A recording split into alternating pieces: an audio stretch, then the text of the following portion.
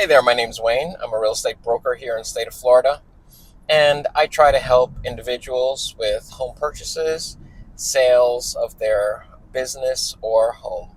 And I get involved in many different aspects of the deal.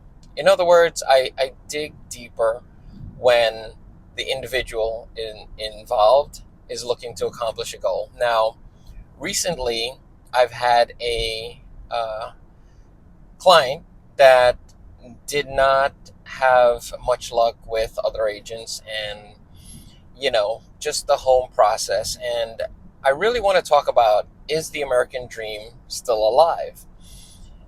The reason I want to do this is because their actual words to me were, you have to do a video letting people know that the American dream is still alive and well. And I hope to convince someone out there that if you really are determined and you're resolute in your beliefs, then it will be attained.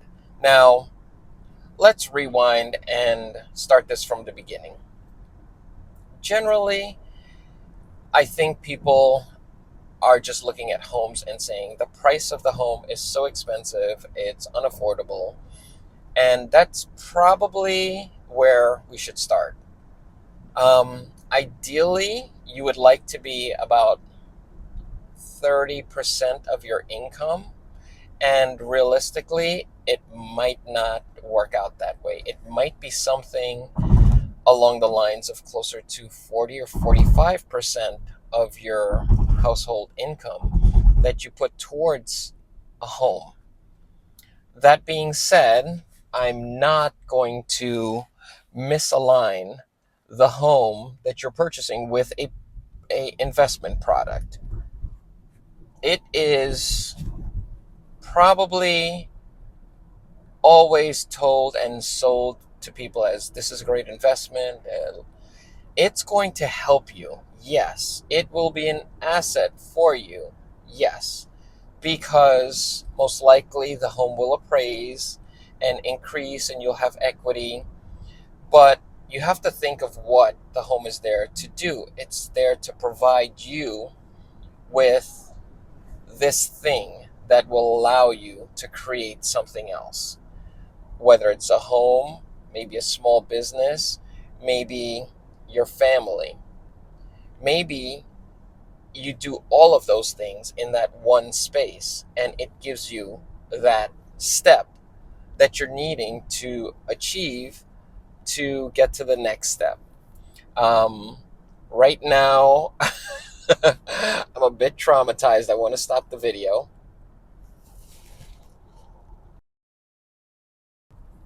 If you're driving behind this and you're from my generation, you know why I needed to pause. Ooh, you're gonna get in trouble.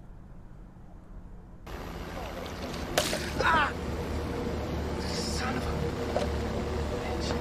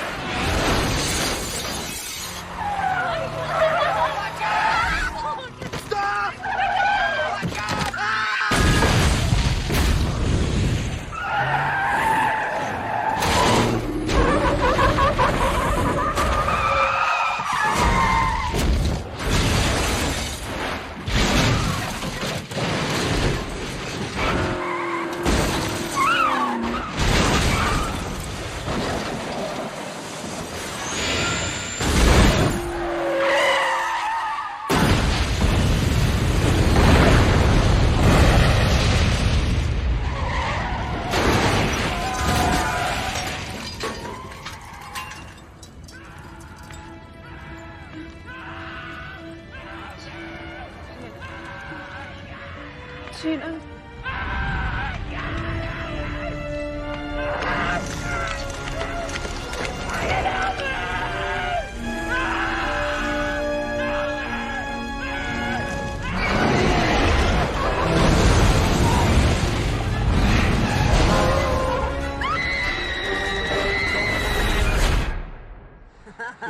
Oh, easy, kid. So that is from the movie Final Destination, the very first one. It came out many, many, many years ago. And it's the reason to this day I cannot drive behind that. So if you're familiar with that, drop a comment. If you can drive behind that, I would love to know who you are and what made you that brave. So, that being said, what I'm trying to express to everyone is you have to dig and find out what are the needs, what are the key things that individuals are looking for when they're purchasing a home. This should be a long-term strategy for you. It's the thing that you should hold on to for many, many years. I've already discussed the numbers typically don't work when you're in that 3 to 7 year period of purchasing a home and reselling it. You just don't seem to make back the money that you initially invested into it. Equity hasn't had enough time to build up. There are very rare cases, and we did experience it here in Florida several times. The most recent was 2017, 16 to 2020. The house prices, if you bought it 3 years, it almost increased by 25%, if not more, which was insane. So, um, that being said, the home is to help you conserve overall on your bills. Now, there are different people that have different philosophies as to what the purpose is for a home. Some believe on the extreme that a home will tie you down and stop you from growing. Others believe it's the first step for you to actually establish something of your own that's generational, that will provide for not just your generation, but generations to come thereafter, and that's acquiring land. And you may fall somewhere in between that. Um, you may just want to establish yourself with your first home, and then after that, build on that equity to move you up to the home that you ultimately think you want to be in. I would advise against that. I would say think of it as where you're at. Does this work for that time period? And that time period should be from now to 5 years, possibly 10 years. That's when you get into home ownership. If you know that you are building your career, if you are starting out a long term work, or something that you're not going to pick up and just leave in the next 2 3 years, because at that point renting is probably the wisest thing for you. Now, with that being said, do I object to renting? No. Renting is a great way to, one, learn the area that you're looking to eventually move to. As a potential, and as a real estate agent, you think that, okay, I'm here just to sell, sell, sell, and that's the only way you make money, so that's what you're going to push me to. The ideal relationship between a realtor and their clients should be long term. It really should be one where they're helping you with this giant commitment that you will be happy with for a long time. With that, hopefully they are referred and get other business through that helps them stay in the business. So that's really the type of reputation and goal that you want to establish and create. So, if you're a new agent and looking for some tips, that's one that I will gladly say you should focus on. Focus on trying to make sure that your client is so happy and ecstatic with your performance, your help, that they will brag about you for years to come. And of course, you should keep in touch But getting back to the point of getting a home and why you should get a home, I think that you want to make your life stable. And this may be your peace of mind. So when you come home, you know this is yours. And I want to give an example that I recently brought up. If you're a renter here in Florida, and if I know other states are different, so I'm only focusing here on Florida. If you're a renter and you are a homeowner, one of the major differences is if something happens, let's say there is a horrible month, um, and you can't pay your rent, you've got the end of that month and then maybe, um, the beginning of the next month to catch up if you're not in violation of any other, rules of the lease. That lease can probably be terminated within that very month, which means your bad situation just got really worse. Um, there are programs out there, and I want people to be aware of them that can help you. I'll mention one right now that I'm very familiar with and proud of. It's findhelpflorida.com or .org, both I think, and you'll get resources. So if you do fall behind on rent, there are resources that are out there to help you. There are resources on everything in life that you need, from dental to medical and investments and cash and banking, and everything is on that site, all by nonprofits. That being said, bringing it back to real estate, if you own a home, you may miss a payment. You can call your lender and say, hey, there's a life situation going on. And most of the time, they can probably set you up with a forbearance given the situation. And you can probably go 3 months to 6 months without that mortgage to help you get back on your feet, whether you have to sell that home. And here in the state of Florida, you can typically sell a home within 30 to 60 days. So you may be able to get out of that situation and not suffer a complete, you know, tragic fall to one bad incident that just domino affects so many other things happening. So I would say that that is probably one of the biggest safety nets that having your own home does provide. And I think it's very often overlooked, and maybe it's people just not aware of it.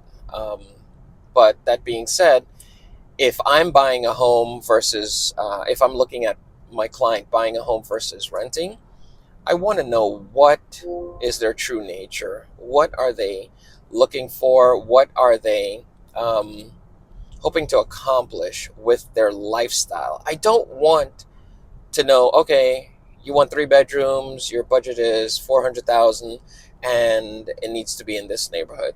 That you can do on your own on the internet. It's simple. That is not what you get a realtor for.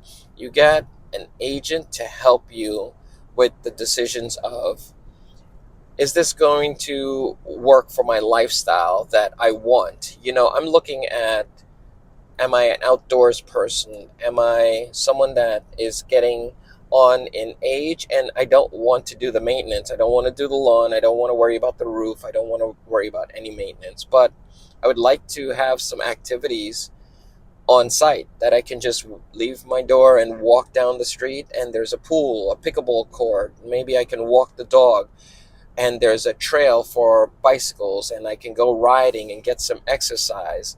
I want to know those are the things that will be there. And also, I want to know that in 2 years, my numbers that I'm paying monthly aren't going to skyrocket and explode on me. So I want to know that this house is going to be manageable. Now, rent typically always goes up. Um, it stays the same quite often, but it mostly goes up. I don't know too many scenarios where rents go down. Um, That's not a major thing. So as far as cost of living goes up. So when you're looking at these expenses, it's good to know that if you're purchasing a home, that for the most part, your numbers, your monthly mortgage is going to be fixed for 30 years. That's locked in. Now, if you start to do better, and you should aim to do better, then you can make extra payments. You can refinance that and restructure that. I would probably advocate for paying an extra payment a year or two or three or seven and reduce that um, interest that you're going to pay on that house. So at the end, your your numbers still work for you. That being said, renting is definitely something that you would need to do if um, you're not at a position financially. But what I've seen right now with some of the new construction builders is outrageous. I've seen several deals done where the buyers aren't having to put any money down for closing costs, and at the end of the day, that is, we're talking about 10, 20, 30, $40,000 to just get into a home that's been reduced to just about zero. And if you're interested in that, reach out to me. I'll let you know how that works. And they're great deals that you can structure for resale homes also, where it doesn't have to be as expensive, but those are harder to find and harder to structure.